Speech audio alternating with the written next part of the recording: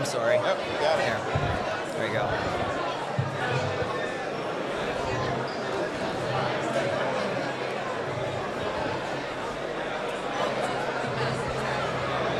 All right. Hey, we are here having some technical issues, and so Pastor Paul is getting up and being our technician. There we go.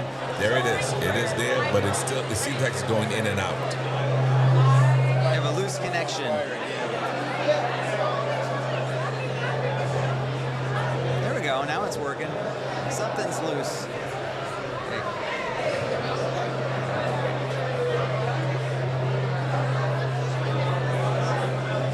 All right, we're on now. We're good.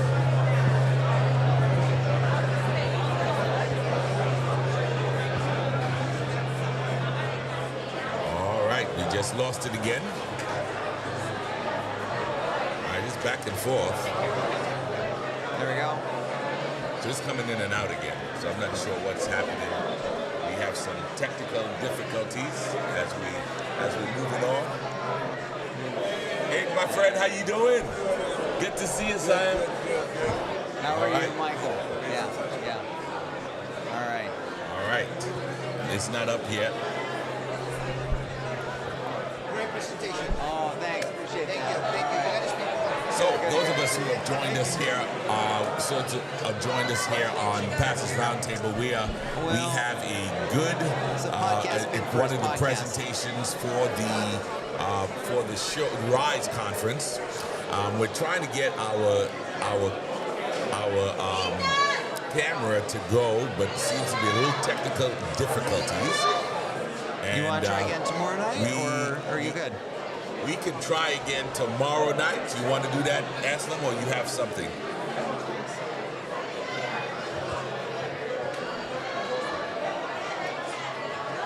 Okay, so we're gonna see if we can make it happen tonight. So just give us just a few moments, but we're just so glad we've just finished our session. We just finished our session here at Rise for the Monday night program.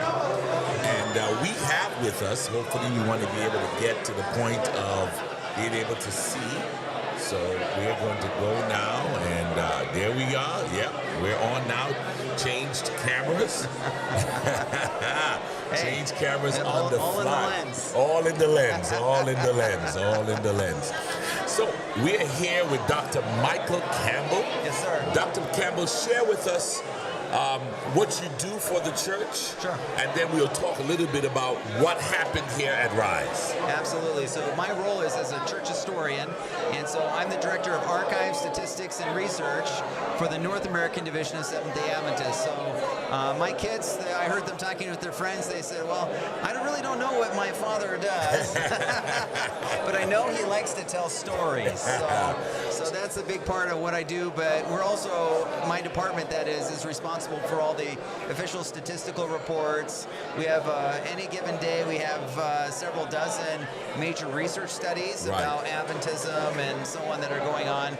But what I love the most, my passion, you can probably tell, is I love Adventist history. So being able to share some stories from our Adventist past.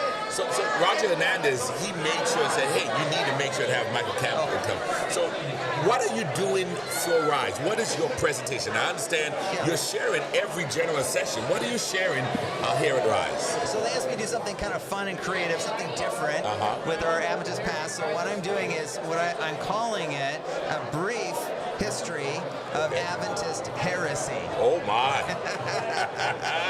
There's a lot of that going around these days. Where Adventism went wrong. Ah, my goodness. Yeah. Sometimes people separated and had to go their separate ways. Right. But are there some patterns, some lessons that we can learn from how that has happened?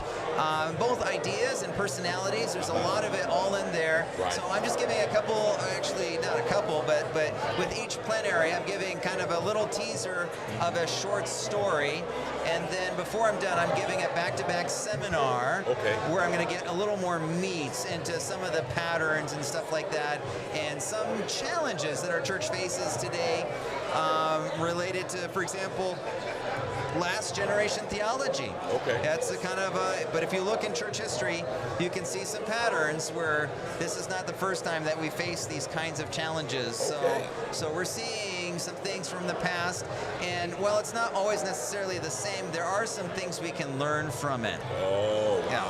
wow. So share with, so interestingly enough, as you shared about the heresy Yeah. situations, you were pointing out where Adventism may have gone a little off. Sometimes more than a little. And you made a point that there is some kind of pattern to it. There are these patterns. Can you identify what may have been the crux that say, okay, here's where we're going to go off because we have done this or we You know, what I see at its most basic form is anytime that we get away from Scripture and we get away from Jesus, we get off kilter and we start using theology to justify what we would rather do rather than the other way around, taking a posture of humility, of learning, and in a community of grace. That's one of the beautiful things being part of a church community is we don't just start saying, you know what, I think this is a great idea. We share those ideas and then we have accountability and say, okay, and I'll give you one example. I was in a country, so it's not the North American division, somewhere else in the world, and there was a church leader, very influential church leader, who said, you know, I'm a little tired of my wife. Wow. And I think that I'm going to start a group of Seventh-day Adventist polygamists. So his doctrine, his belief, what he was passionate about, he wanted to have more than one wife. And so he shared that news, that revelation said in the Bible, look, we can find examples of polygamy, right? We can find biblical justification for it. And so he took his ideas and church leaders said, you know what? That really does not go with what we believe. Right. And you can try as hard as you want, but you're going to have to, in fact, he did have to part company, even though he had spent a life of service as a pastor and administrator of the church, and now he has, and sometimes we have to actually say goodbye, not because we want to, we're in the business of saving souls, but sometimes Paul, the apostle, says we have to guard the sheep and protect the fold, and there are times where we have to say, you know what, that's out of bounds, that's out of our beliefs, that's outside of how we understand Scripture. So if you want to start teaching the doctrine of polygamy, I don't think you're going to convert the rest of the Adventist church. And that's kind of a really extreme example. It's a true story. Wow. But an extreme example, but it illustrates patterns that we see. Now, usually it's not that crazy, but we do see there are patterns. And one of the things I'll illustrate in my seminar, I don't have enough time to elucidate this up front, all the major heresies in the early Christian church reappear in Adventist history.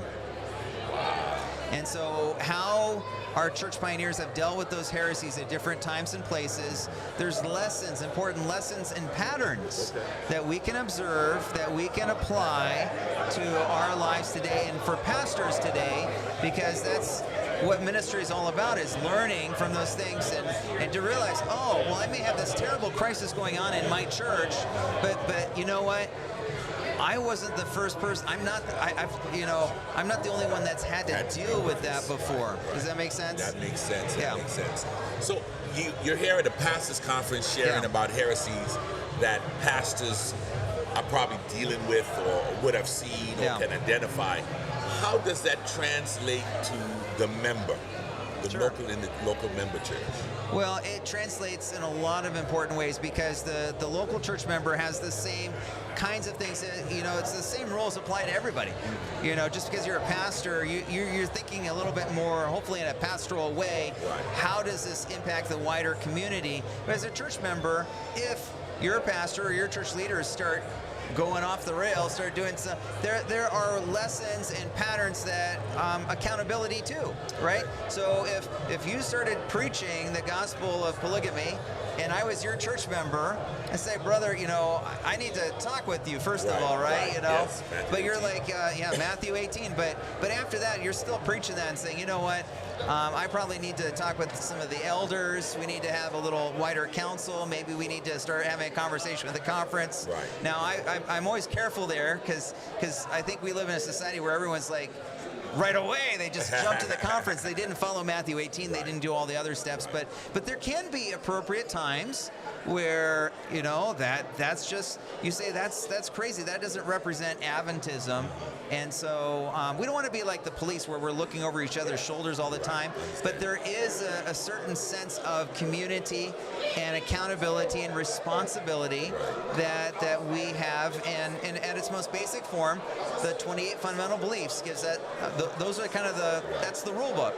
If you suddenly say, you know what, I don't believe in the fundamental beliefs of our church, I say, well, I'm sorry. I mean, I'd hope to entreat you and we'd have a conversation. But if after all of that you say, you know what, I just don't believe that, say, well, then you probably shouldn't be a pastor. You shouldn't be a church worker, or maybe another place is a better fit for you. Seventh-day Adventist pastor. Yeah, right. Yeah. That's what I'm talking about. Awesome. Yeah. So what would you say is your role as a wider church? Not just history, but you know, we have administrators who administrate the conference. Yeah. How important is knowing our history? It's absolutely vital. The stories we tell and how we tell them make all the difference.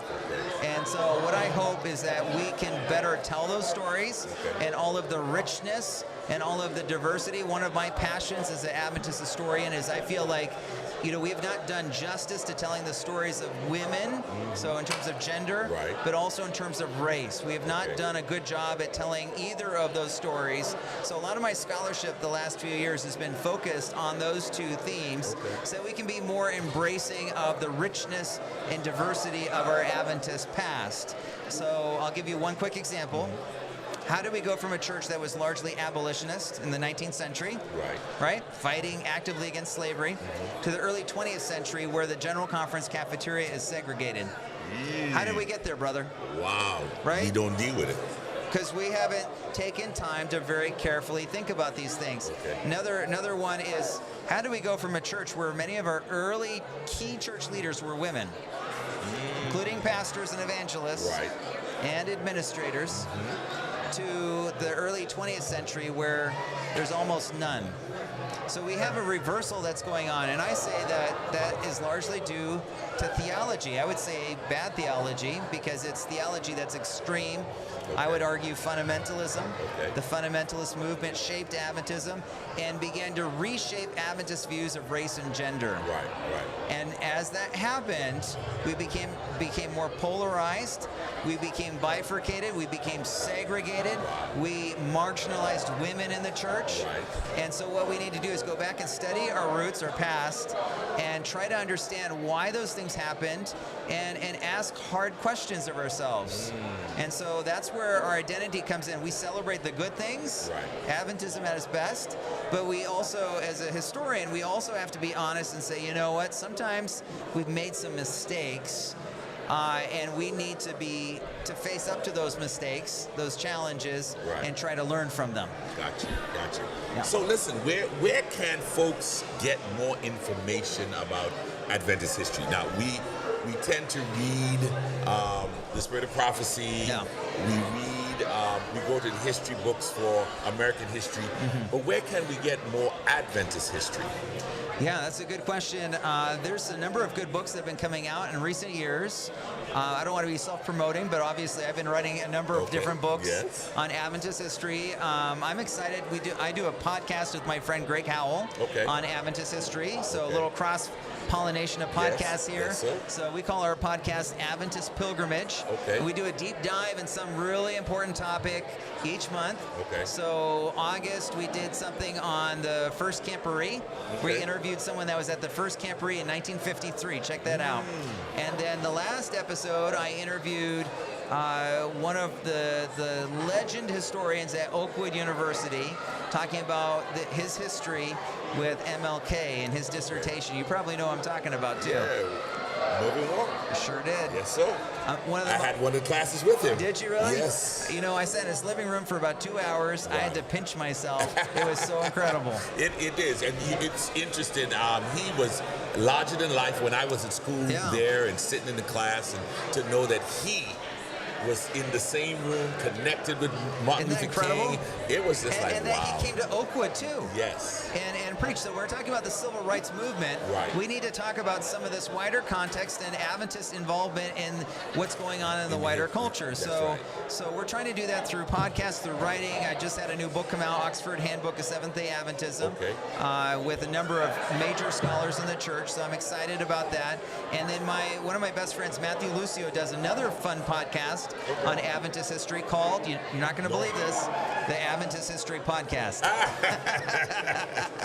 Awesome, awesome. So lots of great resources, both in print and media, and I love that you're doing this podcast too. So Excellent. Thank you, thank you. So listen, before I let you go, Yeah. what are you expecting the pastors in the Southern Union Yeah. here at Rise to take away from your presentation? well, I hope they're encouraged, first of all, that as they look at theological challenges and personality challenges in our Adventist history, that they're not alone, that Okay. these challenges have happened before. Secondly, that there's lessons we can learn from that and gain some encouragement and some intentionality, so that when they return home to ministry, they can have some wisdom, the collective wisdom of the past, to say, hey, I'm not the first person to face that challenge. Here's some ways that I can do that. And so ultimately, I hope it's encouraging to our pastors to say, hey, I'm not alone. And not only is a great community of support by attending these meetings, but there's a great community of support historically in our Adventist past, of resources, a richness of those stories that, again, I hope and pray will encourage each and every one of our pastors in the Southern Union. Wonderful, wonderful. Dr. Campbell, thank you so much My for privilege. stopping by here at Pastors Roundtable. Yes. We look forward. I'm going to jump on and find some of the information you're sharing. Please do. Our conference, South Central Conference, is going to be celebrating its 80th anniversary in 2026. No. 2026. Oh, wow. So we are now gearing up to Yeah. make sure that we can tell our story, Tell it. relive our story, Love it. and let folks know how the gospel has been shaped in the South. Praise the Lord. Over the years. Praise So the we look Lord. forward to that. So Wow. I may even be reaching out to your office to see how we can collaborate on a few Well, things. you know, it's interesting. Next week I'll be on a New England Adventist Heritage Tour. Okay. And I was just down through the South, through Nashville and Huntsville and Memphis, that there's all these rich Adventist heritage sites in the South that a lot of people don't know. And we need to do a better job not only telling the history, but helping people celebrate that historical context. We got some great historical sites and great Yes. history here in the American South that needs to be told. That's right. So we're gonna tell them. We have a few of them right there. I love Right it. next to our conference office is the first black doctor's office that served the city of Nashville. Oh my goodness. And they just And the Riverside Sanitarium used to be Riverside across the street, right? That's See? right. Hey. And Dr. Dent, who was the first black doctor there in Nashville, his office is being redone right now. No kidding. They're planning to open it with the Dudley Foundation. Oh, wow. Which is named for one of our presidents. Yeah. Who's been One of my heroes. Instrumental. He was amazing. Charles Dudley. Yes. Yes. So we're hoping forward to share more of his story. Yes. In our 80th celebration. Let's do more. Yes, sir. Thank you again for coming Privilege. and stopping by. Thanks for having me. We want to thank you for joining us here at the Rise Conference. PRT is going to be back on tomorrow morning at 7:30, I think it is, to share on tomorrow morning what's happening. So, again, thank you for being a part where we strive to make ministry relevant, resource, and real. God bless and have a wonderful night.